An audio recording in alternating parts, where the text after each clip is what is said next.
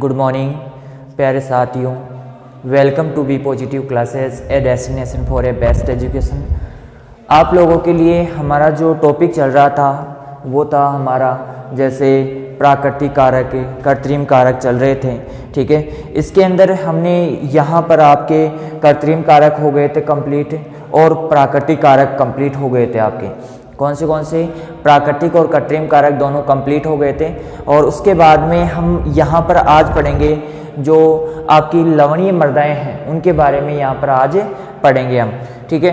तो आप लोगों को पता है कि लवणीय सारी जो मृदाएं होती है वो कहाँ पर पाई जाती है, कितना इनका पीएच होता है।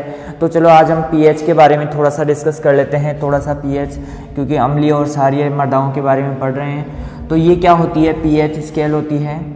क्या होती है, पीएच स्केल। और पीएच की जो फुल फॉर्म होती है पावर ऑफ हाइड्रोजन्स होती है, पावर ऑफ हाइड्रोजन्स, ठीक है। तो ये पीएच स्केल होती है इस प्रकार से। और इसके अंदर क्या होता है, आपकी काउंटिंग लिखी होती है, जैसे 0, 1, 2, 3, 4, 5, 6, 7, 8, 9, 10, 11, 12, 13 और 14, लास्ट में 14, ठीक है। इस प्रकार पीएच स्केल होती है। यहाँ पर हम बात करें तो यहाँ पर हाइड्रोजन आयंस होता है, यहाँ पर क्या होता है, हाइड्रोजन आयंस होता है, ठीक है। और यहाँ पर हाइड्रोक्साइड आयन होते हैं, OH माइनस, ठीक है। तो इस प्रकार से क्या होता है, इसमें हाइड्रोजन आयंस। और इधर यहाँ पर यदि 7 से नीचे है, पीएच मान 7 से नीचे है तो वो क्या कहलाएगा, अम्लीय कहलाएगा। क्या कहलाएगा, अम्लीय, ठीक है। और यदि 7 से ज़्यादा है तो वो क्या कहलाएगा, क्षारीय कहलाएगा। क्या कहलाएगा, क्षारीय, ठीक है। और यदि 7 के ऊपर है तो वो क्या कहलाएगा, आपका उदासीन। क्या कहलाएगा रे, उदासीन कहलाएगा। क्लियर है। तो इस प्रकार से आप लोग यहाँ पर देख सकते हो कि अम्लीय मृदाएं कौन सी होंगी जिनका पीएच मान 7 से कम होगा, 7 नहीं 7 से कम होगा, वो मृदाएं क्या कहलाएगी, आपकी अम्लीय मृदाएं कहलाएगी। 7 से अधिक होगा वो मृदाएं, जो पीएच मान 7 से अधिक होगा वो मृदाएं क्या कहलाएगी, आपकी क्षारीय कहलाएगी। और इसी के साथ यदि 7 पीएच आता है तो क्या कहलाता है, उदासीन मृदाएं कहलाती है। क्लियर है। तो यहाँ पर इस प्रकार से पीएच स्केल होती है। लेकिन यहाँ पर आपको ध्यान रखना है, एक चीज और आती है, लवणीय मृदाएं। लवणीय मृदाएं, अब जो लवणीय मृदाएं होती है वो होती है आपकी 7 से ऊपर, 7 से ऊपर, 7 नहीं 7 से ऊपर, 7.1, 7.2, 7 से लेकर 8.5 तक, ठीक है। तो यहाँ पर ये जो पीएच की मृदाएं होती है क्या कहलाती है, आपकी लवणीय मृदाएं कहलाती है। या फिर इनको क्षारीय भी कह सकते हो आप, कोई दिक्कत वाली बात नहीं है, आप क्षारीय भी कह सकते हो।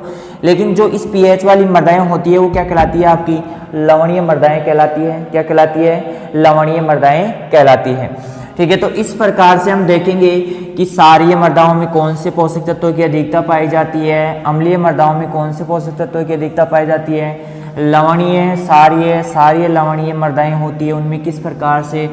यहाँ पर पीएच स्केल की खोज सोरेनसन ने की थी, ठीक है। तो ये चीज़ें अलग अलग बात है। तो यहाँ पर हम पीएच स्केल के बारे में जान चुके हैं कि पीएच स्केल इस प्रकार की होती है। इसमें पावर ऑफ हाइड्रोजन्स होता है, ये ऋणात्मक लघुगणक होता है, ठीक है। तो यहाँ पर इस प्रकार से क्या होता है, इसकी संरचना होती है।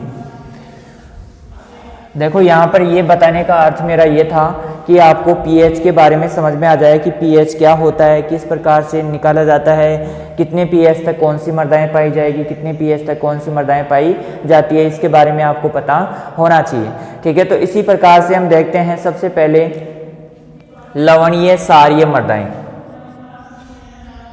लवणीय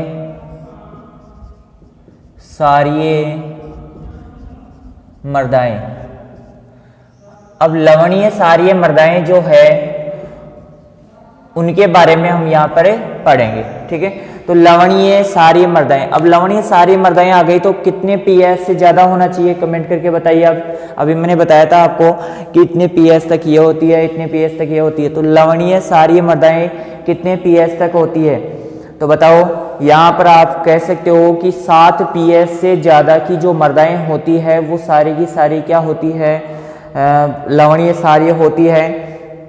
ठीक है, तो यहाँ पर हम देखते हैं कि जो भारत है, यहाँ पर हम प्रमुख लाइनें लिखेंगे यहाँ पर। ठीक है, तो यहाँ पर देखो कि भारत में लवणीय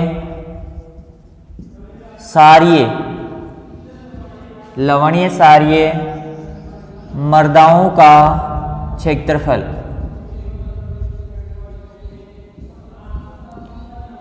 130 लाख हेक्टेयर। 130 लाख हेक्टेयर मतलब यहाँ पर भारत में लवणीय क्षारीय मृदाओं का क्षेत्रफल कितना हो जाएगा रे, 130 लाख हेक्टेयर। ठीक है, अब इसके साथ ही हम देखेंगे कि राजस्थान में कितने क्षेत्रफल में ये मृदाएं पाई जाती है। तो राजस्थान में लवणीय क्षारीय मृदाओं का क्षेत्रफल इक्वल क्या हो जाएगा, 13 लाख हेक्टेयर। 13 लाख हेक्टेयर। ठीक है, ये क्या है, ये जो डाटा है ये पुराना है और जो नया डाटा है, वर्तमान का जो डाटा है वो है, वर्तमान का है 10.86 लाख हेक्टेयर। 10.86 लाख हेक्टेयर जो भूमि है वो किस प्रकार की है, लवणीय क्षारीय मृदाएं हैं। किस प्रकार की मृदाएं हैं, लवणीय क्षारीय मृदाएं हैं। यहाँ पर आपको ध्यान देना है कि भारत में लवणीय क्षारीय मृदाओं का क्षेत्रफल कितना है, 130 लाख हेक्टेयर। और यहाँ पर राजस्थान में लवणीय क्षारीय मृदाओं का क्षेत्रफल कितना है, 13 लाख हेक्टेयर। कितना है, 13 लाख हेक्टेयर। अब यदि हम बात करें कि भारत में सर्वाधिक मात्रा में कौन से जिले में, कौन से राज्य में लवणीय क्षारीय मृदाओं का क्षेत्रफल होता है सर्वाधिक मात्रा में, किसका, लवणीय क्षारीय, और वो है उत्तर प्रदेश, यूपी। भारत में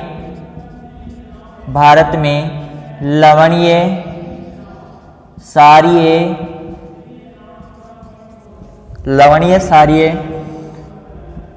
मृदाओं का सर्वाधिक क्षेत्रफल या सर्वाधिक क्षेत्र है उत्तर प्रदेश।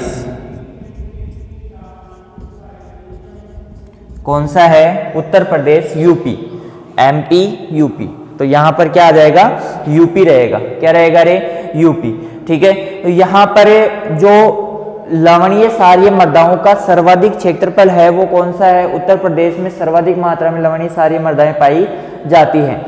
अब यहां पर हम देखेंगे कि लवणीय क्षारीय मृदाओं का बनने का कारण, तो यहां पर लिख सकता हूं मैं लवणीय क्षारीय मृदाओं के बनने का कारण, नया पॉइंट लगा लीजिए, बनने का कारण। ठीक है, अब देखो यहां पर जो लवणीय क्षारीय मृदाएं बनती है वो कहां पर बन सकती है, देखते हैं, ध्यान से देखना कि लवणीय मृदाएं कहां पर, क्षारीय मृदाएं कहां पर और अम्लीय मृदाएं कहां पर बन सकती है।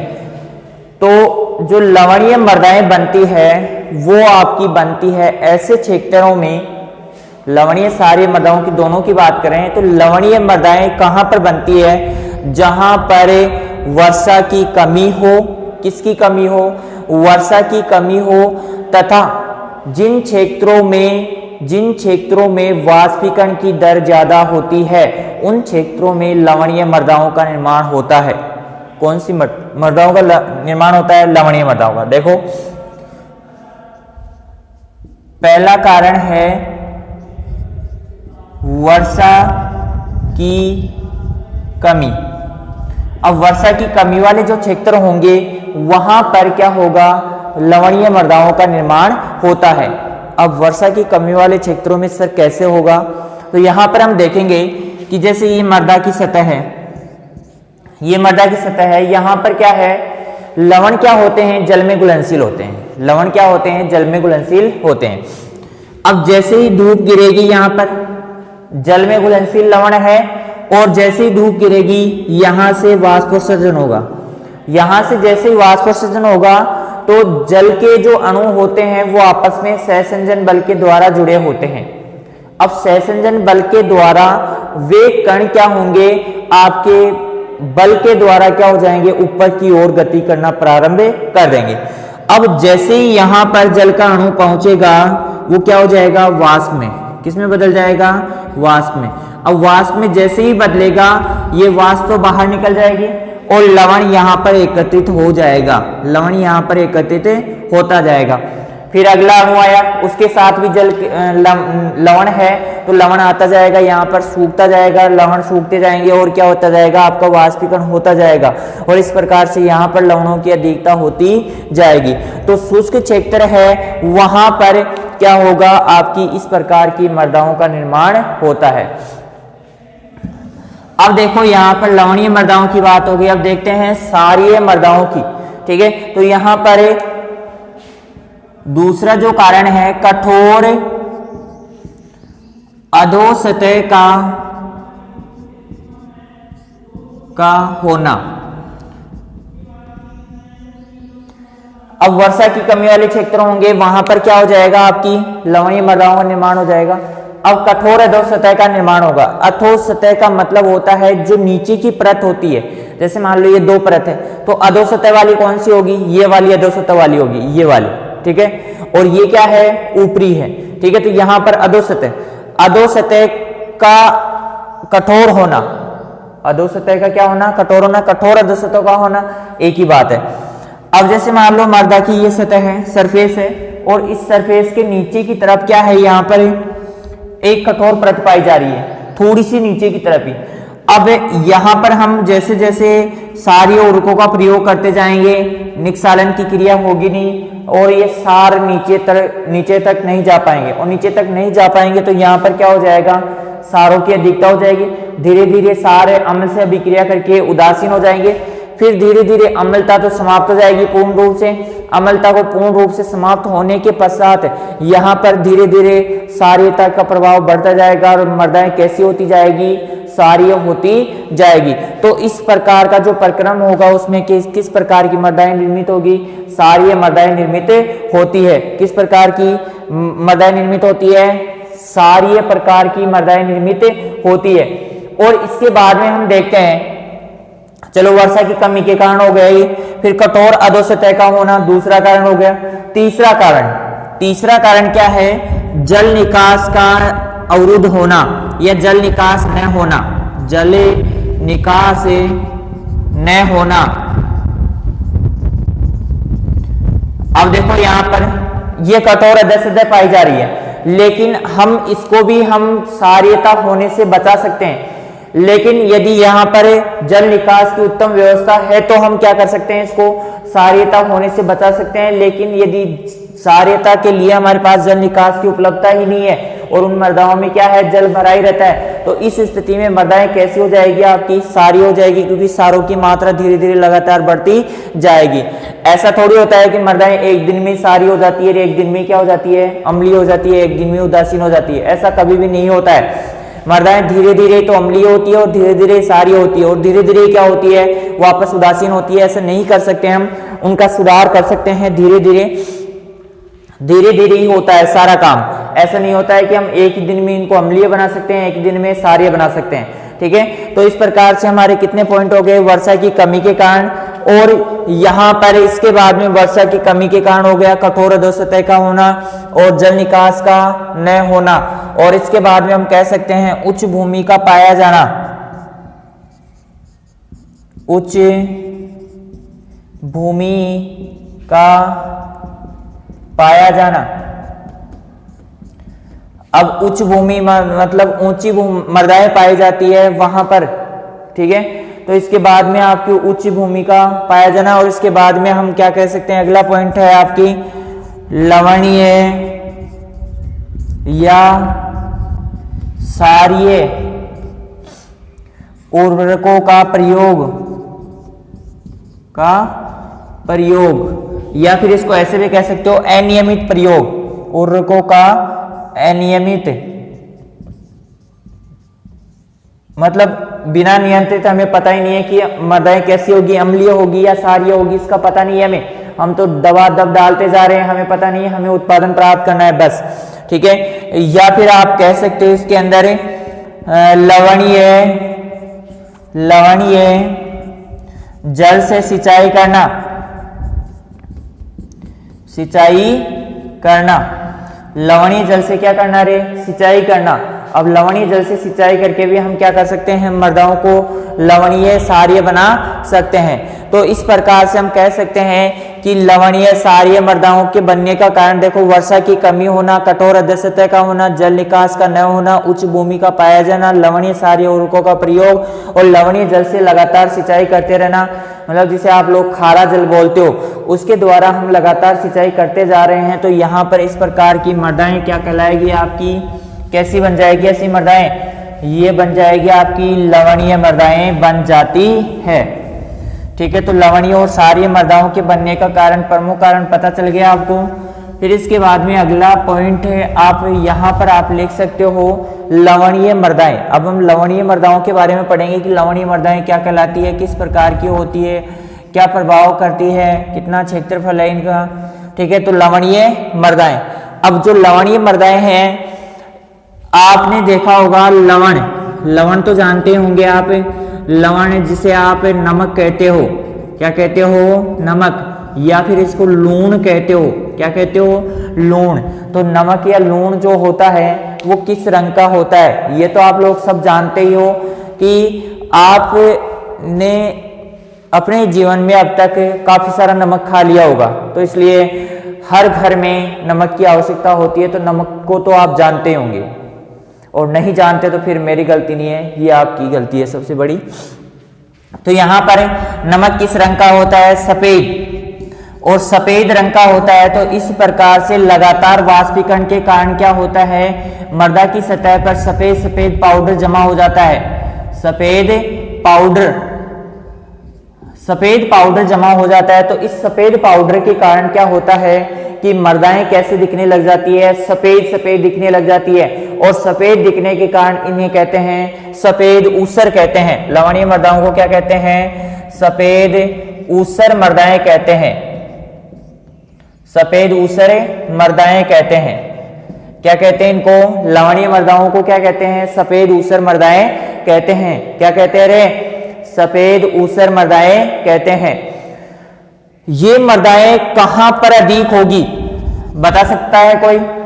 देखो मैंने बता दिया है, इसका प्रमुख कारण क्या है, जहां पर पानी की कमी, और जहां पर पानी की कमी होगी वहां पर रेतीली मृदाएं पाई जाएगी, रेतीले टीले पाया जाएगा, रेगिस्तान पाया जाएगा, ठीक है। तो इस प्रकार से तो रेतीली मृदाएं पाई जाएगी या रेतीली मृदाओं में पाई जाती है, रेतीली मृदाएं होती है। ये कैसी मृदाएं होती है रे, रेतीली मृदाएं होती है। कैसी मृदाएं होती है, रेतीली मृदाएं होती है। देखो सफेद ऊसर मृदाएं कहते हैं, क्यों, क्योंकि इसके ऊपर सफेद पाउडर जमा हो जाता है, इसलिए इसको सफेद ऊसर कहते हैं।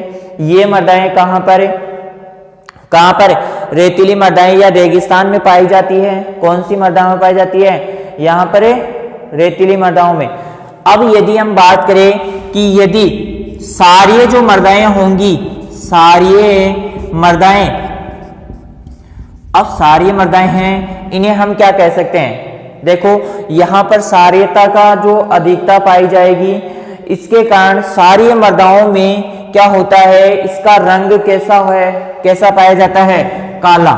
जो क्षारीय मृदाएं होती है उनका रंग कैसा पाया जाता है, काला पाया जाता है। कैसा पाया जाता है रे, काला। इसलिए सीमेंट जैसा और धूसर, सीमेंट जैसा धूसर, तो इन्हें काला या सीमेंट या धूसर ऊसर मृदाएं कहते हैं, ठीक है। तो इस प्रकार से इन्हें दूसरा नाम दिया गया है, क्षारीय मृदाएं। यदि आप लोग यहाँ पर एक चीज सोचो, लवणीय और क्षारीय मृदाएं मिक्स में पाई जाएगी, लवणीय और क्षारीय मृदाएं मिक्स में पाई जाएगी, तो उन मृदाओं को हम क्या कहेंगे, किस प्रकार की दिखेगी, मान लो आपके पास क्या है, सफेद कलर है और एक है काला कलर या सीमेंट जैसा कलर है, तो उसको मिक्स करोगे तो कैसा दिखेगा, कैसा कलर दिखेगा रे? अरे जब हम काले को और सफेद को मिक्स करते हैं, किसको, सफेद को, तो यहाँ पर काला और सफेद जब मिक्स होता है तो देखो यहाँ पर कैसा रंग दिख रहा है आपको, गहरा भूरा रंग। कैसा दिखाई देगा, गहरा भूरा रंग। तो यहाँ पर लवणीय लवणीय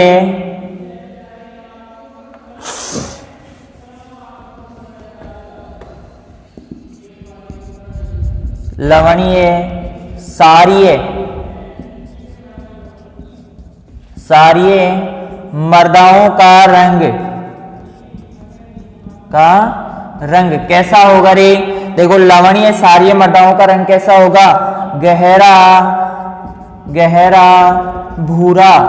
कैसा होगा, अरे कैसा होगा रे, गहरा भूरा रंग होगा। तो यहाँ पर आप लोग देख सकते हो, देखो लवणीय मर्दाओं को सफेद ऊसर कहते हैं, काली सारीय मर्दाओं को काला या सीमेंट जैसा या फिर धूसर ऊसर कहते हैं। क्या कहते हैं, धूसर रंग का पाया जाता है। धूसर रंग कैसा होता है, बिल्कुल थोड़ा बहुत मतलब ज्यादा काला, थोड़ा सा सफेद, मतलब ऐसा लगता है अजीब सा, सीमेंट कलर जानते हो वैसा कलर होता है, ठीक है। तो इस प्रकार से, और लवणीय सारीय मर्दाओं का रंग कैसा होगा, गहरा भूरा, क्योंकि लवण और सार मतलब काला और भूरा रंग मिल रहा है तो कैसा बनेगा, गहरा भूरा रंग ही बनेगा।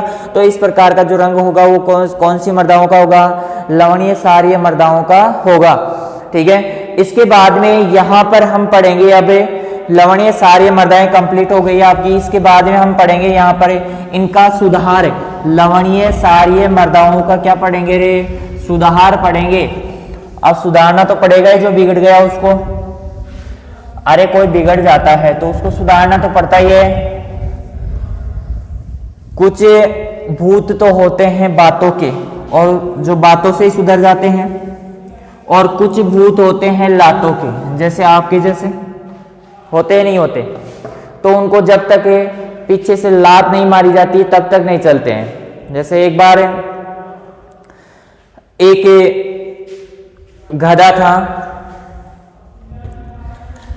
अब वो गधा क्या करता है कि यहां पर उस गधे के द्वारा एक व्यक्ति क्या करता है, बोझा ढोता है।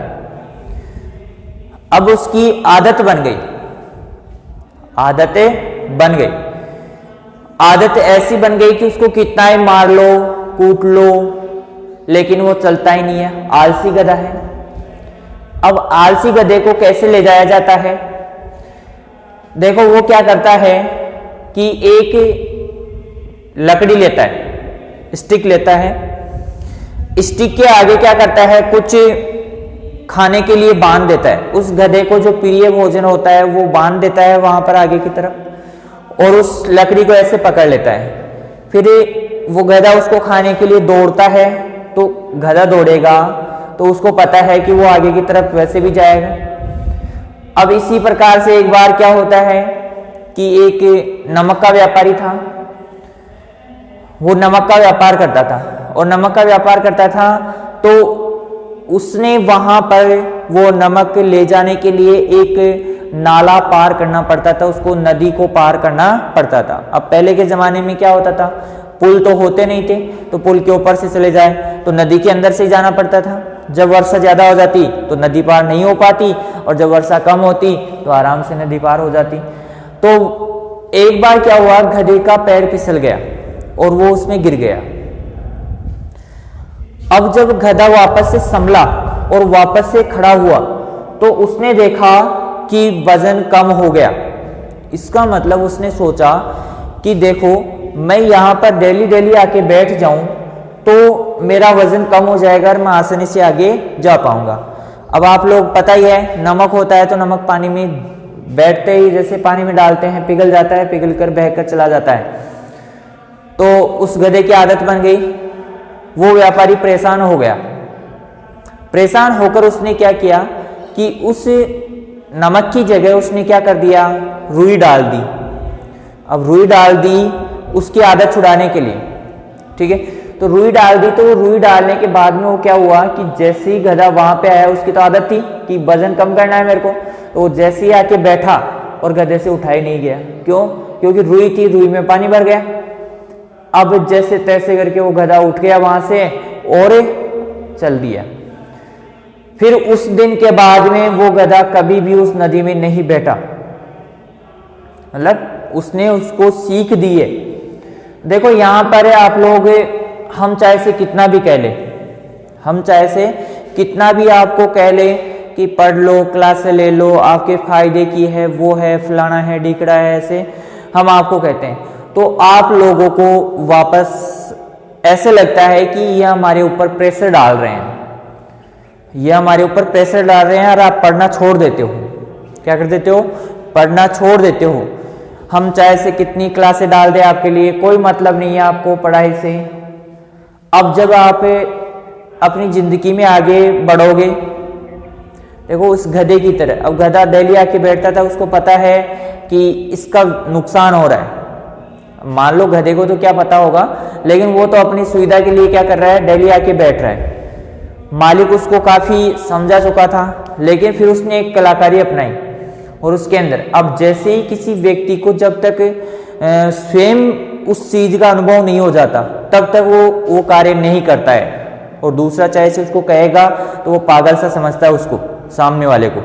ठीक है, तो ये चीज आपके ऊपर निर्भर करती है कि आप कितना पढ़ते हो, कितना नहीं पढ़ते हो।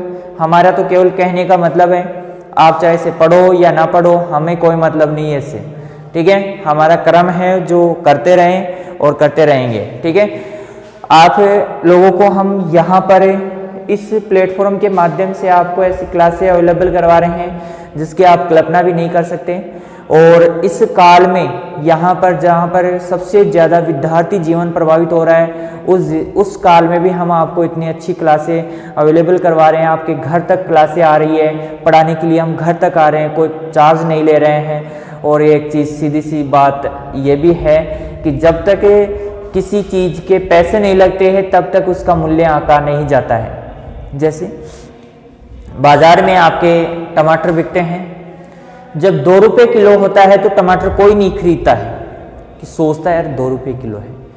और जब 80 रुपये, 100 रुपये, 50 रुपये, 60 रुपये किलो हो जाता है, तो क्या करते हैं आप लोग, बहुत ज़्यादा टमाटर खरीदते हो।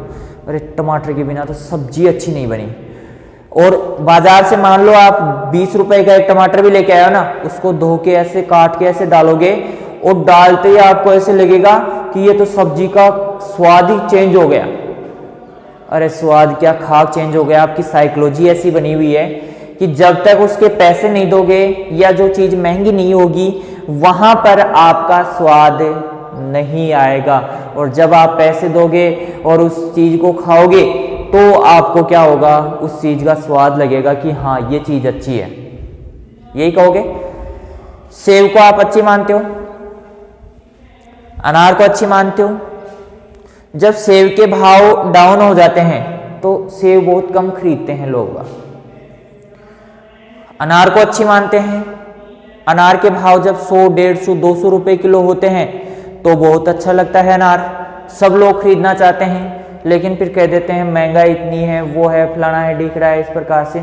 और जरूर अनार खरीद के लाएंगे, लेकिन जैसे ही सस्ती हुई उसकी क्वालिटी भी गई। अरे कुछ नहीं है, ये आपकी केवल ये साइकोलॉजी है। और इस साइकोलॉजी से बाहर निकलो, अपने आप को देखो कि क्या है क्या नहीं है। तो आप लोग जब तक सोचोगे नहीं, तब तक आपका कुछ नहीं होने वाला है। स्वयं जब पढ़ना स्टार्ट करोगे, यदि आप मन में ठान लेते हो, तो आप कुछ भी कर सकते हो। यहाँ पर आपको ध्यान देने वाली बात है कि आपको खुद को मन में सोचना होगा, ठानना होगा, तभी आप कुछ कर पाओगे। अभी आपका जो ये समय चल रहा है, इसमें बहुत ही अच्छा समय है। मतलब छोटे बच्चों के लिए तो इतना अच्छा समय नहीं है, सबसे खराब समय उनके लिए है। लेकिन जो समझदार हो चुके हैं, जो तैयारी करते हैं, तो उनके लिए ये बहुत ही सुनहरा अवसर है। इस अवसर में वो औरों से आगे निकल सकते हैं, क्योंकि काफ़ी बच्चे यहाँ पर पढ़ नहीं रहे हैं। बाकी बच्चे जो पढ़ रहे थे उनकी पढ़ाई डिस्टर्ब हो चुकी है कि मान लो क्लासें नहीं मिल पा रही उनको, या फिर नोट्स नहीं मिल पा रहे हैं। जो भी है, नोट्स काफ़ी पड़े होंगे आपके पास भी, लेकिन पढ़ता कोई नहीं है। ठीक है। तो यहाँ पर हम आपके लिए इतनी मेहनत कर रहे हैं ताकि आपकी स्टडी, मान लो आप 10 क्लासों में से मान लो 9 क्लासें ले रहे हैं, 8 क्लासें ले रहे हैं, 2 क्लासें नहीं ले रहे हैं, और आपके पास तो ऑफर और होता है कि आज क्लास नहीं ली तो कल ले लेना, कल नहीं ली तो परसों ले लेना, ये ऑफर और होता है। तभी तो आप पढ़ते नहीं हो कि आज की क्लास को कल ले लेंगे और कल की पहले बाकी पड़ी है तो आज क्या लोगे, और ऐसे करने में आप टाइम वेस्ट कर देते हो और क्लास लेते ही नहीं हो। फिर 2 हो जाती है, 2 से 3 क्लास हो जाती है, 3 से 4 और 4 से 10-5 क्लास होते ही फिर तो आपका माइंड ही हैंग हो जाता है। फिर वही साइकोलॉजी वाला सिस्टम कि इतना मैटर पड़ा है, अब तो मेरे से नहीं होगा, ये देखो इसने तो कवर कर लिया, मैं नहीं कर पाई या कर पाया। तो ये चीज़ें हैं आपके ऊपर मैटर करती है, आप कितना पढ़ते हो, किस प्रकार पढ़ते हो, ये आपके ऊपर निर्भर करता है। अब आप चाहे से गधे से सीख ले सकते हो और चाहे से आप खुद से सीख ले सकते हो, या हमारा कहा मान सकते हो। हमारा कहना तो वैसे भी नहीं मानते, घर वालों का कहना वैसे नहीं मानते आप लोग, तो मानते किसका हो ये तो बताओ भाई लोगों। अब आप लोगों के सामने क्लासें अवेलेबल हैं। यदि आपके पास क्लासें नहीं होती ना, यदि आपके पास क्लासें नहीं होती, ऑनलाइन क्लासें नहीं होती, तो आप क्या कहते कि पढ़ाने वाला नहीं है। अब आपके पास ऑनलाइन क्लासें हैं तो आप क्या बहाना लेते हो, फ़ोन नहीं है, नेट नहीं है, फलाना नहीं है, ढीकला नहीं है। अरे स्कूल में आके आप 25,000 30,000, कोचिंग में जाकर आप 25-30 हज़ार रुपये फीस देते हैं, वहाँ पर आप पढ़ लेते हो आराम से, और यहाँ पे फ्री फोकट में मिल रहा है, वही नहीं पढ़ पा रहे हो आप। अरे क्या होगा आप लोगों का। थोड़ा अपने आप में कंपटीशन जगाओ और पढ़ने की ललक स्टार्ट करो, पढ़ना स्टार्ट कर दो। अभी है ये जीवन की शुरुआत है, बाद में पछताओगे बहुत ज़्यादा। मैं पहले कह रहा हूँ कि बाद में बहुत ज़्यादा पछताने वाले हो आप लोग। कहोगे कि बी मार साहब की बात मान लेता तो आज अट्ठे कौन रहता। समझ रहे हो चीज़। तो इस प्रकार से आप पढ़ो लगातार। अब देखो यहाँ पर लवणीय सारे, हमारा टॉपिक चल रहा था लवणीय सारे मर्दाएं और इनका सुधार, मर्दाओं का सुधार।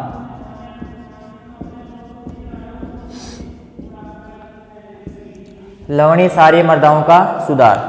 अब लवणीय सारे मर्दाओं का आपको सुधार करना है तो सबसे पहले आप कर सकते हो यहाँ पर कि जो लवणीय मर्दाएं हैं उनका सुधार तो कैसे करोगे कि लवणीय मर्दाएं हैं उनका सुधार आप कर सकते हो कि एक तो निक्षालन की क्रिया के द्वारा, या फिर आप क्या कर सकते हो, पूरा खेत है आपके पास, जैसे ये खेत आपका, इस खेत में आपकी लवणीय मर्दाएं हैं।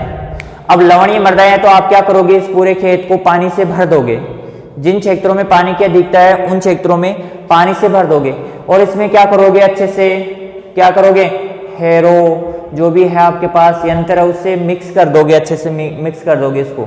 मतलब इसमें क्या हो जाएगा, जब आप इसमें कुछ भी चलाओगे तो वो नमक क्या हो जाएगा, पानी में घुल जाएगा पूर्ण रूप से। पानी में नमक घुलने के बाद में आप क्या करो, इसको बाहर निकाल दो। इसको जैसे ही हम बाहर निकालते हैं, यहाँ से ऐसे तोड़कर बाहर निकालते हैं इस पूरे पानी को, तो लवण भी इसके साथ बाहर निकल जाते हैं। इसके अलावा यदि पानी की अधिकता है तो यहाँ पर पानी की अधिकता है तो आप लगातार ज़्यादा सिंचाई करो ताकि वो लवण पानी के साथ घुलकर निक्षालन की क्रिया के द्वारा मृदा की नीचे की सतह में चले जाए। तो इस प्रकार की जो क्रियाविधि होती है उसके द्वारा हम लवणों का सुधार कर सकते हैं। इसके अलावा यदि आपके पास पानी की उपलब्धता नहीं है तो आपको पता है लवण सतह के ऊपर आकर जमा हो जाते हैं। अब लवण सतह के ऊपर आकर जमा हो रहे हैं तो आप क्या करोगे, इसको स्क्रैपर की सहायता से, स्क्रैपर आता है एक खुरचने वाला, जैसे आपकी खुरपी आती है ना, खुरपी वैसे ही आता है, स्क्रैपर आता है, उसके द्वारा आप क्या कर सकते हो, उसको खुरच सकते हो, मर्दा की ऊपरी सतह को खुरच कर बाहर निकाल देते हैं। तो इस प्रकार हम क्या कर सकते हैं, लवणीय मृदाओं का क्या कर सकते हैं, सुधार कर सकते हैं। तो यहाँ पर जो सबसे पहला पॉइंट है वो है आपका यहाँ पर लवणीय मृदाओं का सुधार, सॉरी लवणीय सारी मृदाओं का सुधार यहाँ पर। और यहाँ पर सुधार करने के लिए हम क्या करते हैं, सबसे पहले अम्लीय उर्वरकों का प्रयोग करते हैं। अम्लीय उर्वरकों का प्रयोग, किसका प्रयोग करते हैं, अम्लीय उर्वरकों का प्रयोग करते हैं। और अम्लीय उर्वरक यहाँ पर आप कह सकते हो कि यहाँ पर आपका जिप्सम हो गया, फास्फोजिप्सम हो गया,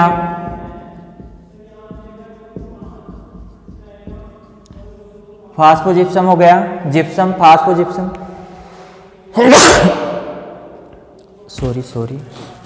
सॉरी यहाँ पर फास्फोजिप्सम, जिप्सम आपका जो आपका होता है चूना, पाइराइड्स, ठीक है, पाइराइड्स, फास्फोजिप्सम, जिप्सम, चूना और चूने का CaCO3, कैल्शियम कार्बोनेट होता है, जिप्सम का CaSO4, कैल्शियम सल्फेट, ठीक है, फास्फोजिप्सम, पाइराइट, ठीक है। इनका प्रयोग करके हम क्या कर सकते हैं, अम्लीय उर्वरकों का प्रयोग। और अम्लीय उर्वरक कौन कौन से है, जिप्सम हो गया, फास्फोजिप्सम हो गया, चूना हो गया, पाइराइट हो गया। अब देखो यहाँ पर अम्लीय मृदाओं में प्रयोग करते हैं तो यहाँ पर जैसे मान लो आपका ये क्या है, क्ले का कण है, क्ले मृदाओं का क्या है, कण है, इसके ऊपर सोडियम चिपका हुआ है, इधर भी सोडियम इससे चिपका हुआ है। देखो अम्लीय मृदाएं और क्षारीय मृदाएं कब होती है, जब मृदा कणों की सतह के साथ, मृदा कणों की सतह के ऊपर या साथ यदि यहाँ पर आयंस चिपक जाते हैं, आयंस दृढ़ता के साथ चिपक जाते हैं, तो इस प्रकार की जो मृदाएं होती है वो कौन सी मृदाएं कहलाती है, आपकी लवणीय क्षारीय मृदाएं कहलाती है। आयंस चिपक जाते हैं तो अम्लीय मृदाएं कहलाती है। तो यहाँ पर इस प्रकार से क्या हो जाता है, इसके साथ मृदा के कण के साथ क्या हो जाता है, आयंस इसके साथ चिपक जाते हैं। यदि घुलनशील अवस्था में है तो वो लवणीय और क्षारीय मृदाएं नहीं कहलाती है, वो घुलनशील अवस्था में है तो क्या हो जाएगा, वो नीचे की तरफ निक्षालित हो जाएगा और उसमें लवणों की मात्रा और अम्लों की मात्रा नहीं बढ़ेगी, क्षारीयता मात्रा नहीं बढ़ेगी। यदि हम इसके अंदर कैल्शियम कार्बोनेट चूना मिलाते हैं तो क्या हो जाता है आपका, यहाँ पर कैल्शियम क्या करता है, इस सोडियम को लात मार के बाहर निकाल देता है। अरे भाई क्या करता है, लात मार के, धूसा मार के, जैसे आप लोग देखते हो कि आपके घर में कोई चोर आ जाता है तो आप लात मार के उसको बाहर निकाल देते हो, या कोई अलग आदमी आ जाता है जैसे आपका जानकार नहीं है तो उसको क्या कर देते हो, आप भगा देते हो कि हो सकता है ये चोर हो सकता है, ये कोई और हो सकता है, तो आप जानते हो, ठीक है, तो आप लात मार के बाहर निकाल देते हो। तो इसके घर में ये कौन आ गया, कैल्शियम कार्बोनेट। कैल्शियम कार्बोनेट क्या करेगा, इससे कैल्शियम क्या करेगा, सोडियम को लात मार के बाहर निकालेगा। क्यों, क्योंकि ये कैल्शियम क्या होता है, सोडियम से ज्यादा क्रियाशील होता है यहाँ पर। तो यहाँ पर क्ले मृदा के साथ क्या चिपक जाएगा, रे कैल्शियम चिपक जाएगा यहाँ पर, और यहाँ पर सोडियम कार्बोनेट क्या हो जाएगा, बाहर निकल जाएगा। सोडियम कार्बोनेट क्या हो जाएगा, यहाँ पर बाहर निकल जाता है। कौन निकल जाता है, रे सोडियम कार्बोनेट बाहर निकल जाता है। इस प्रकार से, इसी प्रकार से यहाँ पर यदि हम जिप्सम का प्रयोग करते हैं, सोडियम यहाँ पर क्ले मृदा और यहाँ पर सोडियम के आयन चिपके हुए हैं, यहाँ पर हम क्या करते हैं, कैल्शियम सल्फेट मतलब जिप्सम का प्रयोग करते हैं, तो जिप्सम का प्रयोग करते हैं तो भी वही होगा। यहाँ पर कैल्शियम है, कैल्शियम दोनों को क्या करेगा, यहाँ पर लात मार के बाहर निकालेगा।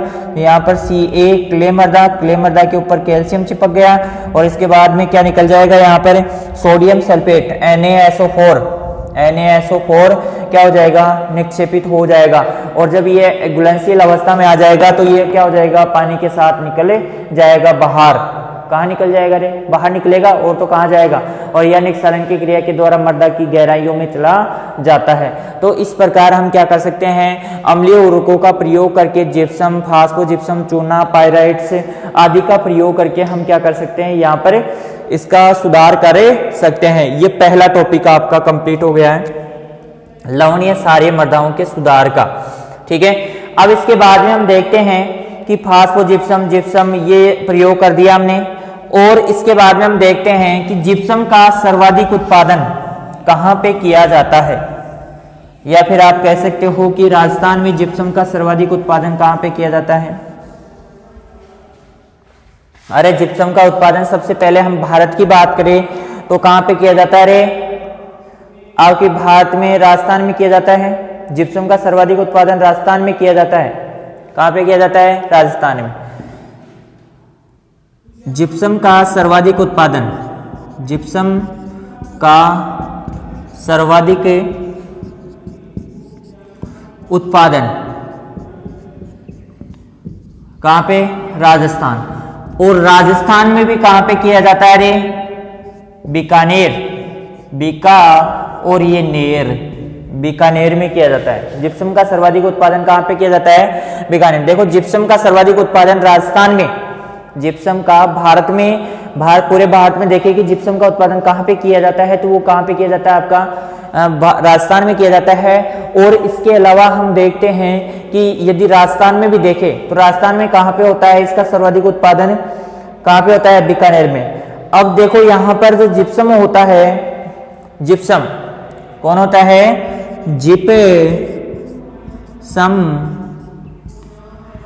जिप्सम में सल्फर की मात्रा होती है, सल्फर की मात्रा होती है और यहाँ पर कैल्शियम की मात्रा होती है। क्या होती है, कैल्शियम और सल्फर की दोनों की मात्रा होती है। तो यहाँ पर जो कैल्शियम है उसकी मात्रा होती है आपकी 29% और 80.6% सल्फर की मात्रा पाई जाती है। किस मेरे, यहाँ पर आपसे क्वेश्चन बन सकता है कि जिप्सम का पहले से सूत्र पूछा जा सकता है CaSO4, और यहाँ पर यदि हम पूछे कि इसके अंदर सल्फर की मात्रा कितनी पाई जाएगी 18.6% और कैल्शियम की मात्रा 29% पाई जाती है। ठीक है, अब यदि हम बात करें कि लवणीय मृदाओं के सुधार के लिए या लवणीय सारी मृदाओं के सुधार के लिए हम देखें कि फसल कौन सी है, तो फसल की बात करें तो फसल है ढेंचा। कौन है, ढेंचा है। और ढेंचे का जो बॉटनिकल नेम है वो क्या है बताइए आप, सस्बेनिया रोस्ट्रेटा।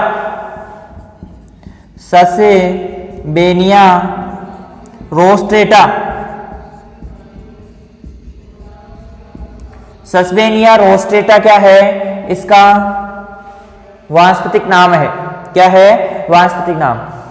हाँ, आज आपके लिए एक और खबर है कि आपकी जो फॉर्म फिल की डेट है वो भी आज ही है, मतलब आपकी 11 जून है। तो आप जल्दी से आज भी आप फॉर्म लगा सकते हो। आपको सुबह मैंने सूचित कर दिया है कि आप फॉर्म डेट आज की है, तो आप जल्दी से जाकर क्या कीजिए, लास्ट डेट है तो जल्दी से जाके फॉर्म फिल कीजिए जिन्होंने फॉर्म फिल नहीं किया है, और अपनी एग्ज़ाम की तैयारी को जारी रखिए। अब कुछ लोग ऐसे हैं जो एग्ज़ाम की तैयारी तो कर रहे हैं, अभी तक फॉर्म ही नहीं भरा है उन्होंने। ठीक है, भूल जाते हैं बेचारे, क्या होते हैं, भूल जाते हैं, उनको पता ही नहीं है, पढ़ाई में लीन है, मदमस्त है। क्या है, मदमस्त है। ठीक है, तो इस प्रकार से क्या होता है, फसल है ढेंचा कौन सा है, सस्बेनिया। और ढेंचे की एक विशेषता पाई जाती है कि ये नाइट्रोजन फिक्सेशन तो करती है। क्यों नाइट्रोजन फिक्सेशन क्यों करती है, क्योंकि ये लेग्युमिनेसी कुल की फसल है, ढेंचा।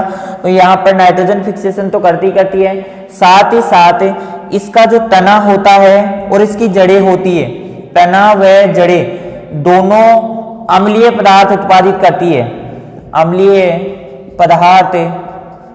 करती है और अम्ल सार के साथ क्रिया करके क्या हो जाता है, उदासीन हो जाता है। तो यहाँ पर सारी मृदाओं के सुधार के लिए क्या होता है, यहाँ पर सबसे उपयुक्त मानी जाती है सस्बेनिया रोस्ट्रेटा। ढेंचा, अरे भाई ढेंचा कौन सा रे भाई, ढेंचा क्या रे, ढेंचा। ठीक है, तो इस प्रकार से हम क्या कर सकते हैं, इसका प्रयोग कर सकते हैं। ठीक है, तो इसका जो तना और जड़ें दोनों होती है वो क्या करती है, अम्लीय पदार्थ उत्पादित करती है, निर्मित करती है। अब यदि खाद के रूप में बीज दर देखें, किसके रूप में बीज दर देखें, खाद के रूप में। ठीक है, तो खाद के रूप में बीज दर 50 से 60 किलोग्राम, मैंने लिखा दिया था आपको पहले भी, 50 से 60 किलोग्राम क्या होती है इसकी प्रति हेक्टेयर बीज दर और रखी जाती है। किसकी, इसके लिए फसल सुधार के लिए या खाद के लिए आप प्रयोग कर सकते हो। 50 से 60 किलोग्राम पर हेक्टेयर क्या है, इसकी बीज दर रखी जाती है। अब फसल की कटाई क्या करेंगे हम, इसका तना और जड़ें दोनों अम्लीय पदार्थ उत्पादित करते हैं, तो हम दोनों को क्या करते हैं, मृदा में मिला देते हैं। अब मृदा में मिलाने के लिए हमें टाइम होना चाहिए, तो 45 से 50 दिन या पुष्पन अवस्था से पहले 45 से 50 दिन देख लो रे, 50 है रे यहाँ पे। ठीक है, तो 45 से 50 दिन और या फिर पुष्पन अवस्था से पहले क्या करते हैं, फसल की पलटाई कर देते हैं। ठीक है, तो इस प्रकार से हम क्या करते हैं, इसका प्रयोग करते हैं। इसके बाद में हम देखते हैं कि जो आपकी लवणों को कैसे सुधारते हैं। लवणों के लिए सुधारने के लिए खुरचना, तीसरा पॉइंट हो जाएगा आपका खुरचना।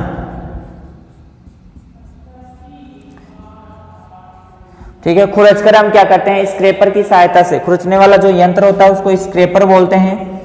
स्क्रैपर की सहायता से हम क्या करते हैं, खुरच कर लवणों को बाहर निकाल देते हैं। ठीक है, तो इस प्रकार से हम क्या करते हैं, इसका सुधार करते हैं। फिर इसके बाद में हम देखते हैं कि जो लवणीय क्षारीय मृदाएं होती है, कौन सी मृदाएं होती है, लवणीय और क्षारीय मृदाएं होती है, तो उनमें हम बीज दर, फसलों की बुआई करते हैं तो उसमें बीज दर रखते हैं। तो यहां पर आप नोट लगाकर लिख सकते हो, नोट लगाकर लिख सकते हो कि लवणीय क्षारीय मृदाओं में फसलों की बीज दर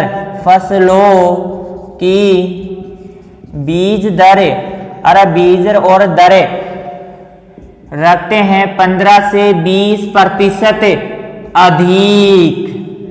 क्या रखते हैं रे, अधिक रखते हैं, क्योंकि लवणों और क्षारीयता का जो प्रभाव होता है जिसके कारण क्या होता है, जो आपकी जल होता है, जल में क्या हो जाता है, लवणों की सांद्रता बढ़ जाती है। अब लवणों की सांद्रता बढ़ने के कारण क्या होता है कि यहाँ पर जो बीज होते हैं वो जल एब्जॉर्ब नहीं कर पाते हैं, अवशोषण की क्रिया कम हो पाती है, जिसके कारण अंकुरण क्षमता क्या हो जाती है, ऑटोमेटिक कम हो जाती है। तो इसलिए हम क्या करते हैं, उस अंकुरण क्षमता को बढ़ाने के लिए, अंकुरण प्रतिशतता को बढ़ाने के लिए हम क्या करते हैं कि वहां पर बीज दर को 15 से 20% बढ़ा देते हैं। इसी के साथ एक नोट और लगाइए, यहीं पर नोट लगा लीजिए, चाहे से 1000 का लगा सकते हो, 2000 का लगा सकते हो, 5000 का लगा सकते हो, 10,000 का लगा सकते हो। तो यहां पर आप लिख सकते हो लवणीय क्षारीय मृदाओं में उर्वरकों की मात्रा और उर्वरकों की मात्रा होती है वो भी 15 से 20% अधिक रखते हैं, 20% अधिक रखते हैं। क्यों? क्योंकि लवणों और क्षारीयता के प्रभाव के कारण पोषक तत्व पादप आसानी से ग्रहण नहीं कर पाते हैं, सुगमता से अवेलेबल नहीं हो पाते हैं, इसलिए वहां पर उनकी मात्रा भी हम क्या करते हैं 15 से 20% अधिक बढ़ा देते हैं, जिससे पोषक तत्वों की संख्या ज्यादा होगी, मात्रा ज्यादा होगी, तो पौधे आसानी से उसको क्या कर पाएंगे, एब्जॉर्ब कर पाएंगे। ठीक है, तो यहां तक आपका ये जो लवणीय और क्षारीय मृदाएं हैं उनका सुधार आपका कंप्लीट होता है। अब आगे का जो टॉपिक रहेगा, सॉरी थोड़ा सा, चलो ठीक है, जो आगे का टॉपिक रहेगा वो रहेगा अम्लीय मृदाएं, और अम्लीय मृदाओं की जानकारी हम अगली क्लास में प्राप्त करेंगे। ठीक है, धन्यवाद।